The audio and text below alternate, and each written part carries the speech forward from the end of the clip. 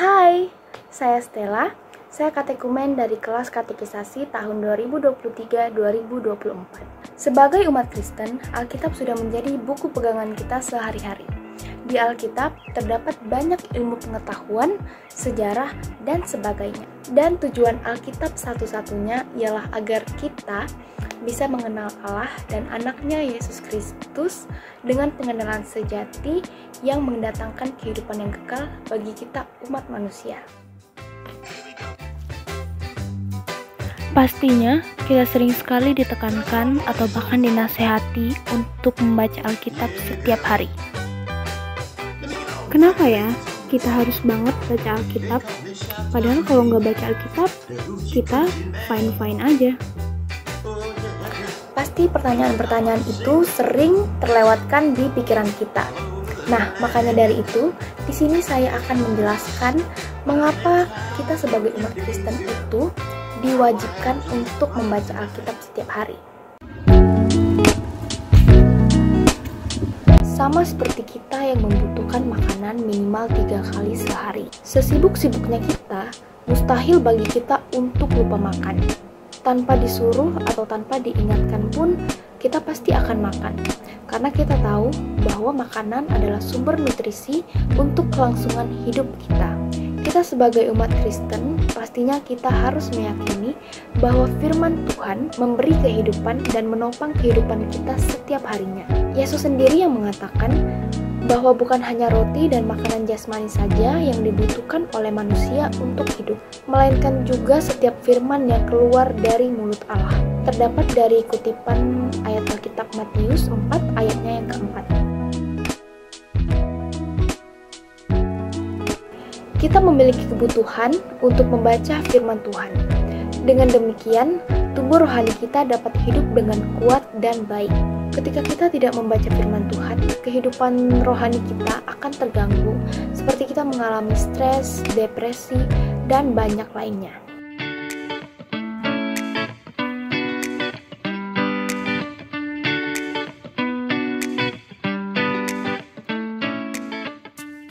Yang kedua adalah Alkitab memberi kita jalan keluar.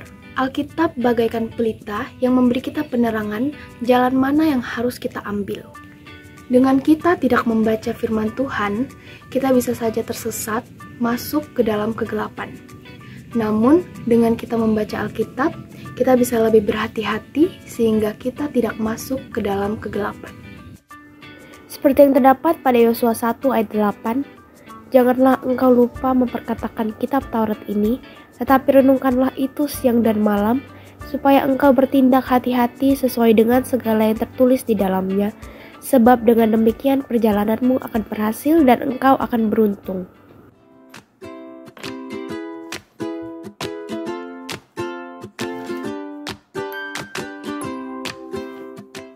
Yang ketiga, menjadi serupa dengan Allah.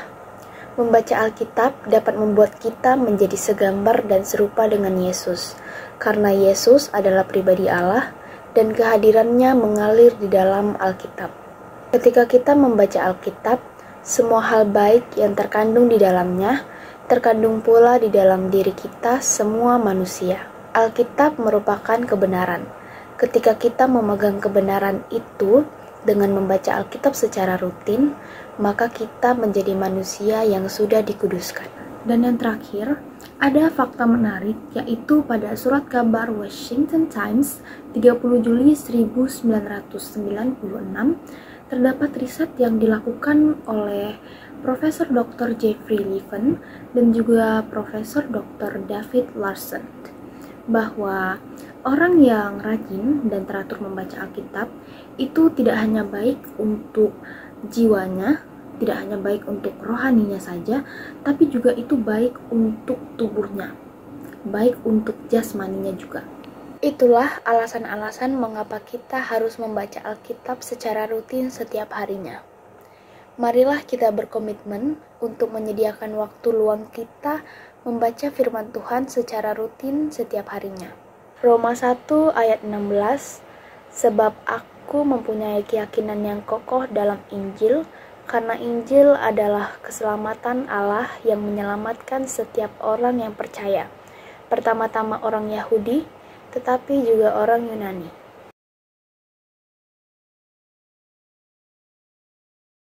Oke. Selamat siang, Bapak Penatua. Jadi zaman sekarang ini kan modern semakin canggih. Jadi mulai ada tuh diterapkan di beberapa negara robotik pastor atau pendeta robot. Jadi menurut Bapak sendiri itu tuh hal yang baik atau yang buruk? Oke, terima kasih atas pertanyaannya. Kita sederhana dulu ya. Jadi kalau sudah bicara tentang robot, berarti kita bicara tentang teknologi. Nah, robot itu memang menjadi bagian dalam kemajuan industri. Itu memang itu memang menjadi satu bagian yang kita nggak bisa elak. Ya, otomatis orang-orang akan berbondong-bondong, apalagi dunia kerja ya. Dunia kerja kan tangan-tangan robotik, otomatis kita bertanya lagi, itu baik nggak ya? Kadang-kadang kita merasa miris juga. Karena kan selama ini kan di perusahaan kan manusia yang bekerja. Kalau sudah robot yang bekerja, otomatis tenaganya berkurang kan. Nah, itu dia yang terjadi. Nah, ketika kita masuk ke dalam dunia pelayanan, apalagi kalau kita mungkin dimasuki tentang tadi tuh tentang pendeta robot ya. Nah, itu agak lain juga sih. Kalau bilang baik, malah Abang Garis agak merasa yang nggak enak aja ya, karena kalau mau bilang robot itu kan kita yang ngatur, manusia yang ngatur. Jadi jadi kita bikin misalnya kan pendeta kan mau khotbah. Nah, otomatis dalam komputernya dia bikin dulu khotbah nih. Terus dia masukin di sistemnya di robotnya kan. Nah, robot itu tinggal bicara kan. Nah, berbedanya adalah robot kan kaku nih. Dia nggak bisa menunjukkan perasaannya, tapi secara kata-kata itu pasti keluar. Hanya saja yang menjadi efeknya adalah dia tidak bisa mengeluarkan sebagaimana manusia yang mempunyai perasaan, karena robot tidak didesain untuk memiliki perasaan. Kalau perasaan itu bisa didesain, itu butuh waktu untuk taruh di robot ya. Selama ini kan kita imajiner, maksudnya itu hanya di angan-angan, yang berimajinasi. Suka nggak? Ada tuh film kartunis Astro Boy, tahu nggak? Kan ada kan, yang diciptakan itu kan, dan dikasih perasaan kan. Tapi toh lagi-lagi, yaitu mesin, itu robot. Bagaimanapun mereka nggak bisa keluarkan air mata. Nah, kita dalam berkhotbah, kita harus menggunakan kita punya hikmat. Nah, robot itu kan buatan manusia, seolah-olah manusia itu merasa bahwa dialah penciptanya gitu. Nah, itu salah satu tuh udah gak bagus gitu.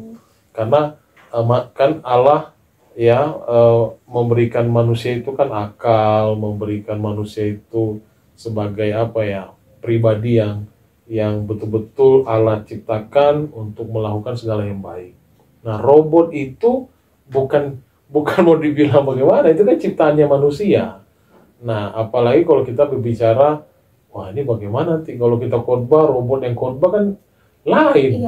Iya kan? Gimana perasaan tiba-tiba di depan tuh ada robot. Pasti rasanya kaku ya. Kaku, karena kan otomatis dia nggak ada pakai nggak ada intonasi kata. Nah, itu. Nah, beda kalau kita manusia yang memimpin. Ya kan? Kalau manusia kan ada raut wajahnya, tekanan bahasanya. Nah, yang paling lebih spiritual itu kita kan berdoa kan dari hati ke Tuhan kan dari hati ke hati. Robot gimana? Iya kan? Nah, itu.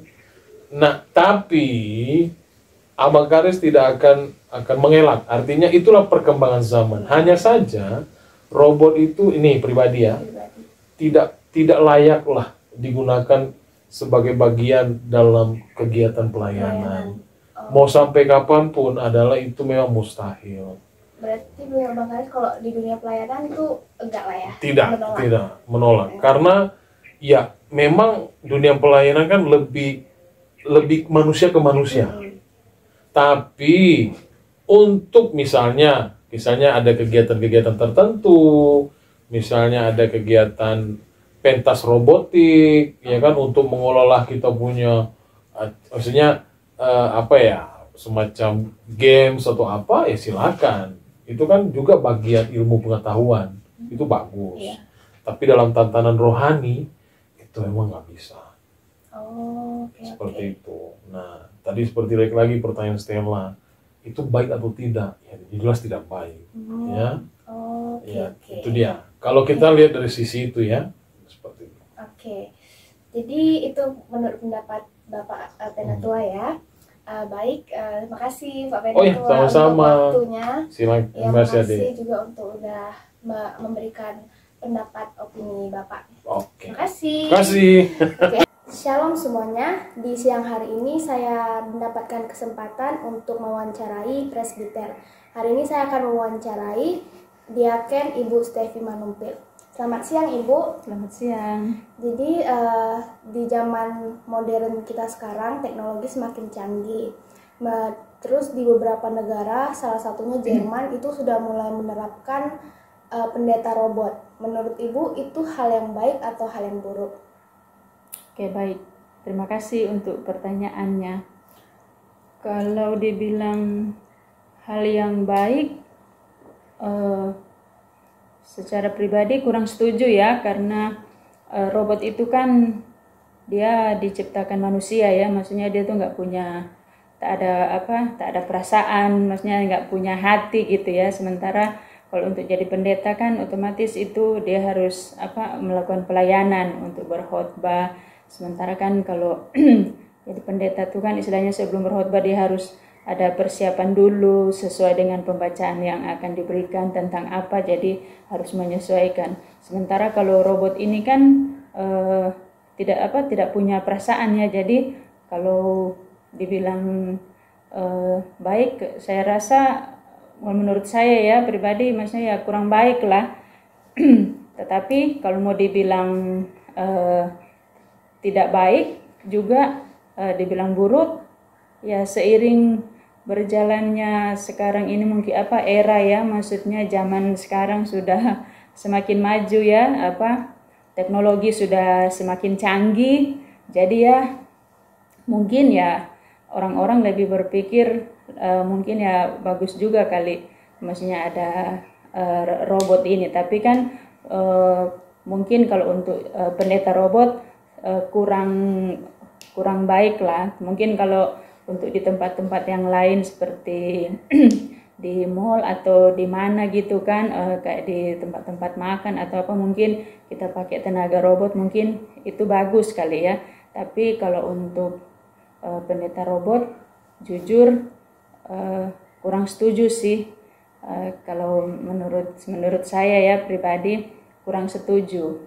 Tapi kalau ya seiring berjalannya waktu, teknologi sekarang semakin canggih, ya mungkin di negara-negara luar sana mungkin ya mereka pikir ya sah-sah aja atau ya baik-baik aja atau lebih baik, mungkin lebih praktis atau lebih istilahnya mungkin dengan adanya pendeta robot. Tapi kalau menurut saya pribadi ya kayaknya kurang setuju lah, karena apalagi sebagai ini ya pendeta. Sementara pendeta itu kan dia harus mestinya melayani, melakukan pelayanan, istilahnya harus ya kembali lagi sebenarnya harus pakai hati lah istilahnya. Kalau robot ini kan dia nggak punya perasaan ya, nggak punya hati. Mungkin itu aja sih dari saya. Oke. Terima kasih. Terima kasih Ibu.